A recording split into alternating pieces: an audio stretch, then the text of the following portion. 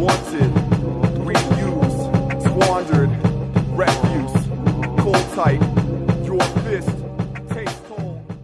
Hey everybody, hello and welcome to another episode of the How to Adventure podcast.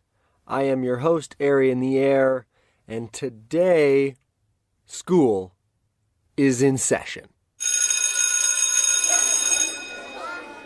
Today we're going to talk Adventure101, a course in being awesome and having fun. Who doesn't want that? So this is a small framework that I've designed to help you unlock your true adventure potential. To begin, I think it's really important that we define what is adventure. And here I'm going to define it for myself, for the things that I do, the kind of adventures that I'm trying to go on. So my definition of adventure is seeking out risks and challenges with uncertain outcomes for the sake of growth and enjoyment. That's tasty. Every challenge is an opportunity for growth, right? But first you have to realize and accept that to actualize any growth or enjoy any challenge. Seeking out obviously means that you're doing this on purpose. You're doing it to yourself. Keep that in mind when things are going to total shit. Every adventure has an uncertain outcome. You have to let go of your preconception of what you think is going to happen on said adventure. I've got a little analogy for you, and bear with me here. I think you'll like it. It's based on adventure, but it might hold some useful keys to life in general. I think it applies. So, this is an adventure ship. The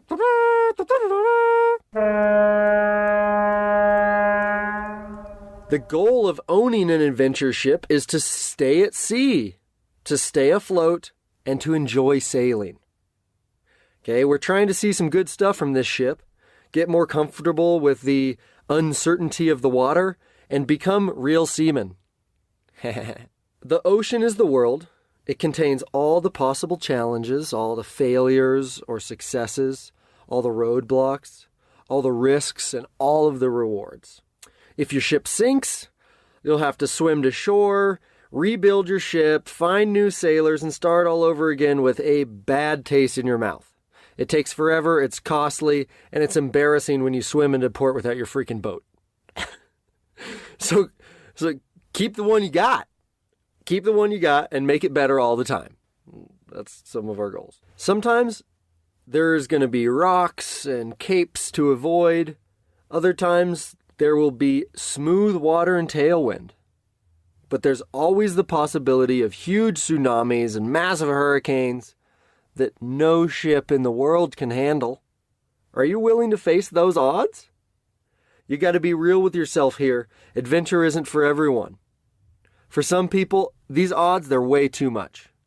There's not enough security on open water, so they stay on dry land, ducking their heads and stacking their nuts in hopes of safely stretching days into years. It's dangerous out there. And as much as the ocean could swallow you whole, it can also shape you into being so centered and balanced that even the roughest water can't keep you in port. Are you sure you want on this thing? Okay, welcome on board. Let's get familiar with the ship. This bearded man that you see holding the wheel, the stern. Wait, the stern? No. What's the name of the steering wheel in a boat? The helm? This bearded guy at the helm, this is your captain, a.k.a. your attitude. He'll get drunk and surly if you let him. So you kind of got to keep an eye on this guy all the time. He's only as good as he's trained, and he needs practice to stay current. That's really important, okay? This other guy over here, he's your navigator, a.k.a. your motivations. Why you seek risk and challenge is going to lead you to see what you're going to see, have the experiences that you're going to have. If you're motivated to see and grow, you got a solid navigator. He's going to keep you on the heading of adventure for a long time to come. If you're motivated by your expectations, you're going to be led astray and you're going to crash into things and your ship is going to sink and it's not going to be that fun. And now I want you to come downstairs with me in this boat. We're going down the stairs into a dark corridor. And now we're in a dark room, but you can see light. And I pull back a tarp, and yes, you see a massive gaping hole in your ship. I've covered up with a tarp. It's not going to hold the water out. This hole in your ship, and maybe the other holes in your ship, if there's many, these are your expectations, folks. Expectations can sink your ships in seconds. And there's a big difference between small leaks and gaping holes, okay? All of us adventure ship sailors, we all take on a little water from time to time. We all hope for things to happen. We all wish for things to happen. We're trying to make fun things happen. It's easy to get drawn into that. How tightly you hold on to your expectations, your hopes, your wishes, it's going to determine the size of the holes in your ship. So let's just talk about some different configurations that can occur within your adventure ship. So you've all heard the saying, attitude is everything. Well, let's talk about having a good captain, but the navigator is asleep and we're taking on water. Your attitude's currently good, but your motivation is wrong and you have big expectations regarding the outcome or experience. So number one, you're going in circles. Your navigator's asleep. You're going in circles. You're not seeing anything good. You're not having awesome experiences. You're likely to run into a big rock. Your ship is taking on water. The expectations, they limit your longevity, okay? This can't last long with big holes in the ship. And the captain, he's got a good, the captain's healthy, he's happy, you got a good attitude, but he bears all the weight, and he's bound to break down, and he can't sail a sinking ship. So now let's talk about a different configuration, where you got a good navigator, but the captain, he's wasted, he's drunk, you let him get out of hand, now he's drunk and surly, and we're still taking on water. It means you got good motivations to grow and to do, but your own attitude keeps taking away the opportunity. So you're constantly having to sidetrack to get your attitude right. You're having to take time out of sailing to get the captain to sober up and stop being a piece of shit. Okay? You're taking on water, right? You've got expectations, so there's holes in the ship, which means this cannot last long. We're going down. Your attitude sucks, which makes it unenjoyable for everyone on board. Cappy's bringing us all down. Damn it, Cappy. Get up. Stop drinking. You're an asshole. Okay? And this configuration is a recipe for disaster because if you have a bad attitude and expectations, you're left with frustration. Frustration, in my mind, is the worst emotion you can have for adventure. Okay? And I want a side note here when we talk about frustration. Frustration is essentially paralysis of your mind. You are so caught up in your expectations and the things that you think should be happening that you are just stuck. You can't move, you can't act. It happens when you had expectations that aren't becoming real and your mind is somewhere else. It's either in the future where you wish you were, or it's in the past and you're mulling over a mistake or a failure. So here's my 4-step process to fix your frustration. Number 1, become present. You need to take some deep breaths, slow down, look around yourself, and be present right where you are, right when you are. Number 2, you got to have some appreciation. Now that you've slowed down and you are right where you should be, you need to have some appreciation. Find 3 things in your life to be grateful for. Off the top of my head, I would say friends and family, the fact that you're able to adventure, and beer. Number 3, refocus on what you can actually do right now. Now that you're present and you're grateful, you can get back to finding a resolution to the original problem. Let go of what you can't control. Start controlling what you can. Number 4, get back to play. If you're in a state of play, failure is nothing. Trying new things makes total sense, and you're having a fun. You're having a fun. You're having a fun. Okay? You're having fun, which means your mind is working at its utmost capacity.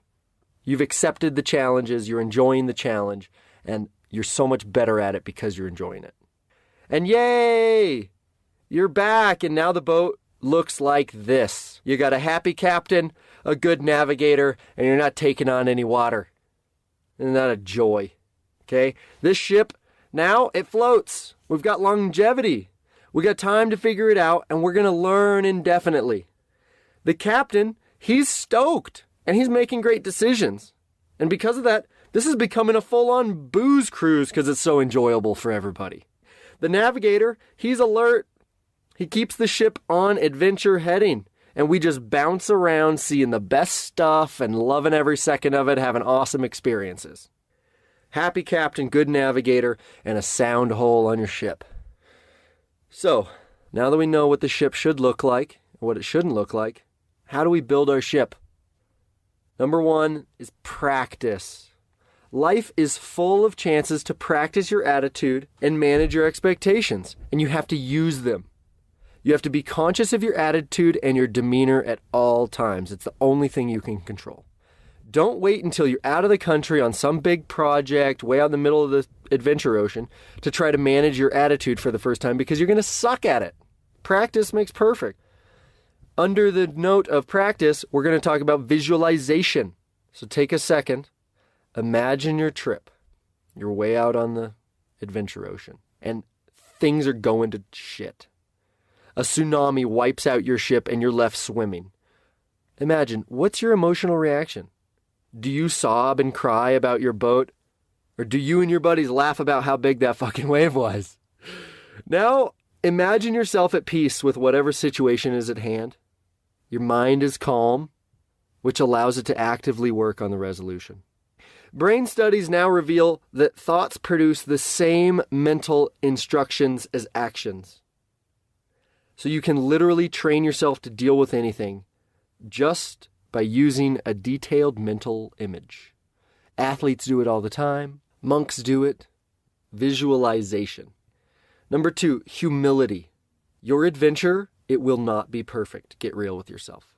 Your attitude is not going to be perfect either. Mine never has been. Get real with yourself. You can't know the outcome. Get comfortable with that. Be humble about that. And you can't control anything but yourself. So another thing we do to build our ship is have role models. Have role models, have mentors. Okay, think of the most centered person you know. You know, that person who has that unwavering attitude. The person who can absolutely roll with the punches. You know, that person that turns lemons into a cocktail party and they bring the best out of everyone around them. Now be that person. How? You know, you're not going to shapeshift into that person. You're going to pretend. You freaking pretend all the time. When your own attitude fails you, pretend you have a better one. When your expectations are a burden, pretend that you have no expectations. Pretend that you're centered, that you're calm, and that you're content with the situation. If you pretend well, you are. Fake it till you make it. It's the truth. Pretend that you have a good attitude. Imagine how someone with a good attitude would deal with this situation, and just pretend that you're them. Literally, just act like you think someone with a great attitude would act, and be convincing. The last really important part in building your ship is enjoying the challenge. Like I've said, every challenge is an opportunity for growth, and you have to embrace that challenge. Because without embracing and accepting it, you're unable to grow from it. You're unable to enjoy it. And remember, it's not adventure unless you're trying to grow and enjoy the experience. Okay, and let's remember, there are lessons out there that no one wants to learn. Tragedy, loss, failure. We try to avoid these. But if they come, we must accept them. If we don't accept them, they can eat us alive. First, you got to realize that those cards are in the deck. Those tsunamis are out on the ocean. You got to face it, accept it, own it, deal with it, keep going.